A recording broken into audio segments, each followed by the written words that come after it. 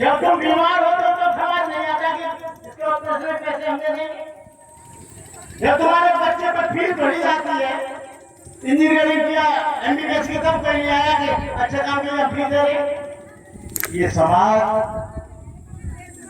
स्वयं भी पिस रहा है, दूसरों को भी पूछता है और खा के हो क्या जाएगा। खाने से कुछ नहीं होगा, अपना अपना खाओ, अपना अपना कमाओ। तुम किसी के खाने जाओगे तुम्हें भी खिलाना पड़ेगा, अंदर बदला। इसलिए मृत्यु भोजन को छोड़ो, अच्छा काम करो, शादियों में ज्यादा पैसा मत करो, दहेज लो मत, दहेज दो मत, दारू पियो मत, दारू पिलाओ मत, बड़ी पार्टियां करो मत। इन सुल्पाबाजों से, भांग वालों से, शराब वालों से दूर रहो, तब आपका उपकार होगा। वैसे यदि 2024 में बीजेपी आ गई तो तुम्हारा कबाड़ खाना तो रखा ही है, बिल्कुल किनारे पे आ गए तुम लोग। क्या ओबीसी का और एससी का आरक्षण खत्म, तुम्हारे बच्चों का 0 में एडमिशन होता था वो खत्म। मैं व्यवहारिक चीज, जीने वाली चीज बता रहा हूं, मैं कोई बुद्ध का प्रवचन नहीं कर रहा हूं। और जब तुम्हारा आरक्षण खत्म होगा तो शिक्षा अपने आप खत्म हो जाएगी, शिक्षा खत्म होगी तो नौकरियां अपने आप खत्म हो जाएंगी।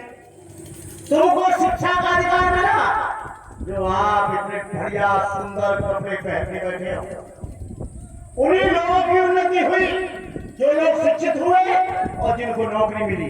नहीं तो आज भी समाज वही का वही है। यदि शिक्षा मिली तो नौकरी मिली, नौकरी मिली तो 4 पैसे तुम्हारी जेब में आए, 4 पैसे जेब में आए तो बढ़िया सा मकान बनाया, बढ़िया से कार खरीदी, बढ़िया सा जो है डाइनिंग टेबल लिया, सोफा सेट लिया, एलसीडी टीवी लगाया।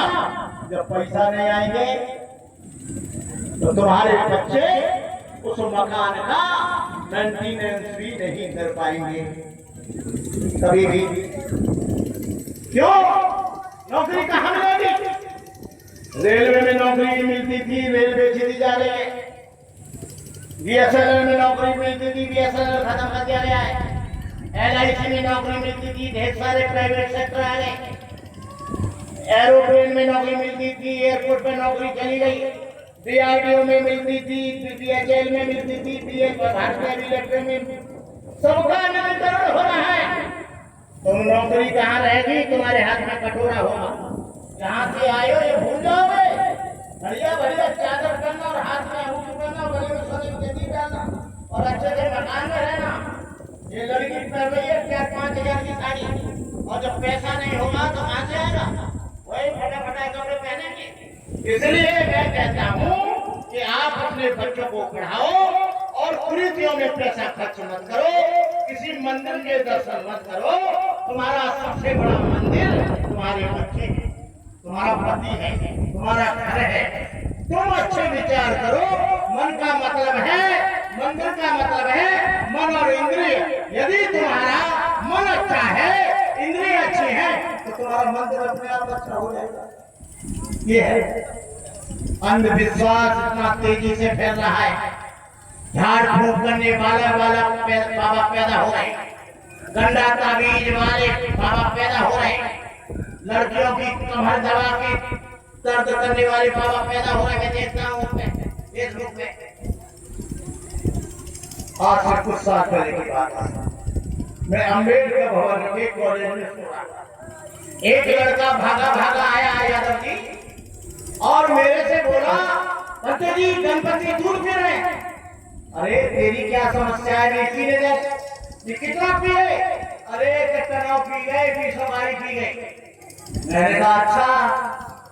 और मैं गया, लाइन लगी हुई है 2 किलोमीटर की, ये गणपति दूध पी रहे हैं।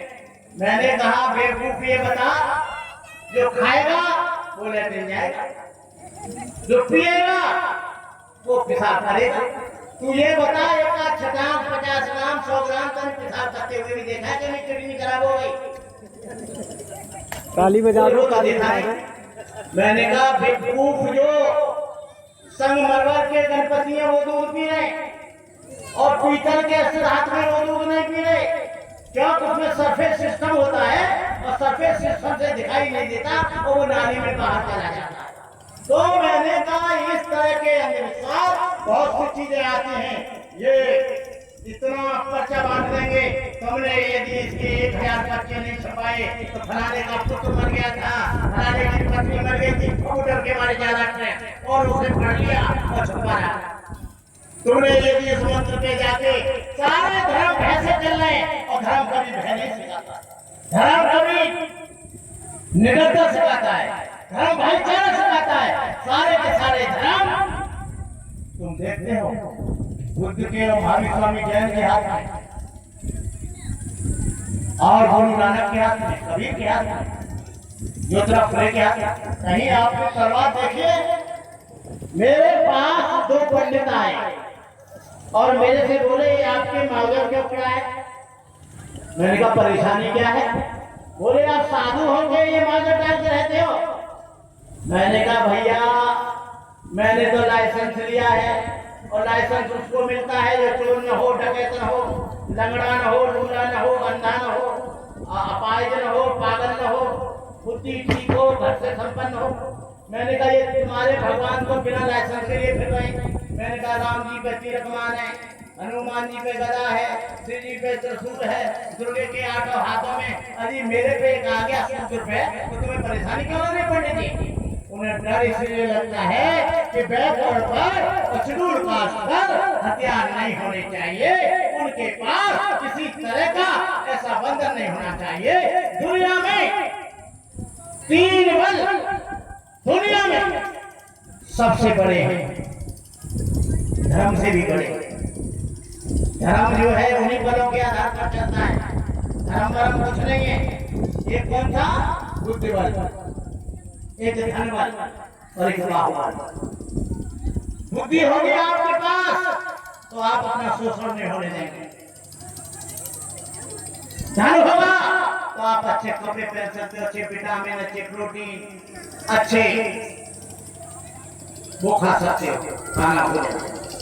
और बल होगा तो आप किसी से भी लड़ सकते हो। बल आज शरीर का नहीं रहा, बल का मतलब है आग्नेयास्त्र, बल का मतलब है तोप, बल का मतलब है बंदूक, राइफल, रिवॉल्वर और 10-5 आपके घर में मजबूत लोग।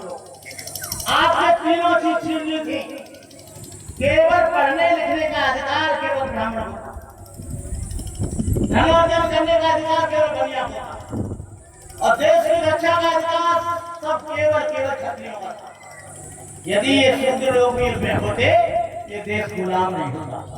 आज आपके पास बाबा साहब अम्बेडकर की वजह से थोड़ा सा बल आया है, लेकिन बाबा साहब अम्बेडकर ने आपको हजारों वर्ष की गुलामी की रास्ता को काट दिया। लेकिन आप इतने मिलकर बाबा साहब को संविधान को जो बचाओगे तब मालूम पड़ेगा। लेकिन मैं जान रहा हूँ कि ये समाज आ गया है। 2 अप्रैल 2018 को एट्रोसिटी एक्ट कमजोर किया गया। हमारे 11 बच्चों ने अपने जीवन की आहुति दी, बलिदान दिया। 12 बच्चे मारे गए, छाती में गोली खाई। हम लोग अपने अधिकारों के लिए, जब तुम्हारा अधिकार ही नहीं रहेगा तो वो धर्म भी नहीं रहेगा। जब तुम्हारा अधिकार नहीं रहेगा तो तुम्हारे अम्बेडकर भी नहीं रहेंगे। जब तुम्हारा अधिकार नहीं रहेगा तुम्हारा मकान भी नहीं रहेगा। जब तुम्हारा अधिकार नहीं होगा तो अच्छे कपड़े भी नहीं पहन सकोगे। आप लोगों को ये लोग वही पहुंचाना चाहते हैं, ये आरएसएस के लोग। और ये जितने भी ब्राह्मण हैं उनको कह दिया है कथा भागवत तेज करो, अंधविश्वास फैलाओ, और इतना फैलाओ कि जो देश की मूल समस्या है, स्वास्थ्य की समस्या, शिक्षा की समस्या, पढ़ने की समस्या, अधिकार की समस्या, ये सब भूल जाए, सब भगवान के ऊपर निर्भर हो जाए। हमको सिखा रहे हैं कि भगवान का भजन करो, और ये बाबा लोग मंदिर को छोड़ छोड़ के पार्लियामेंट की तरफ जा रहे हैं। अरे जब मंदिर इतना मजबूत है तो योगी जी को क्या जरूरत थी वहां जाने की, पार्लियामेंट में, मच्छिंद्र नाथ को, और एक स्वामी जी और है वो वहां के उन्नाव से लड़ते हैं, लक्ष्मण साक्षी महाराज। ये सारे का सारा बाबा पार्लियामेंट में घुसरे और तुमसे करें मंदिर जाओ, घंटा हिलाओ, बाबा का ठुल्लू मिलेगा ना, भिखारी बन जाओ, बुद्धि से पामू हो जाओ, सारी अपनी समस्याओं को ईश्वर के ऊपर डाल दो, भगवान के ऊपर डाल दो। और ये समस्याएं तुम्हारे ऊपर डाल रहे हैं कि दक्षिणा दो, गेहूं दो, चावल दो, चीनी दो, रोटी दो, हलवा दो, भगवान का भोग लगेगा 54 प्रकार का, 52 प्रकार का, वो भगवान कहीं खाने नहीं आते, पंडित जी खा जाते हैं उसे। पंडा उनके पेट मोटे मोटे हो रहे, लाल हो रहे और तुम सूख के पंजर हो रहे। ये गणित खत्म करना पड़ेगा। दिन रात कथा पड़ी जा रही है, हरिका बजे तो हरिका हो ही जात पात पूछे नहीं कोई, हरिका बजे तो हरिका हो ही जात पात पूछे नहीं कोई। वो जितेंद्र मेघवाल ने मूंछ रखाई तो उसका मूंछ काट दिया, काट दिया। इंद्रपाल मेघवाल ने पानी पिया घड़े से तो उसको मार दिया। मनीषा जो है वह खेत में गई तो उसके साथ बलात्कार कर दिया। यहाँ पर और अखिलेश जी ब्राह्मण बार बार लात मार रहा है, फिर भी हमारे अखिलेश जी मान नहीं वहीं जा रहे। अभी वहां पर गए कन्नौज में, जाने कहा वो मंदिर धोया गया, राणा प्रताप की मूर्ति को गंदा कर दिया गया। जब इनकी कुर्सी हटी घर छोड़ा तो उसमें, अरे भाई यादव तुम्हारे अंदर थोड़ी तो बुद्धि आनी चाहिए। ललन सिंह यादव को ही समझ लो और कुर्मी लोग रामस्वरूप वर्मा को जान जाओ तो तुम्हारा कल्याण हो जाए। लेकिन सबसे ज्यादा समाज सुधारक बैकवर्ड में पैदा हुए ज्योतिराव फुले कौन थे? बैकवर्ड। बुद्ध कौन थे?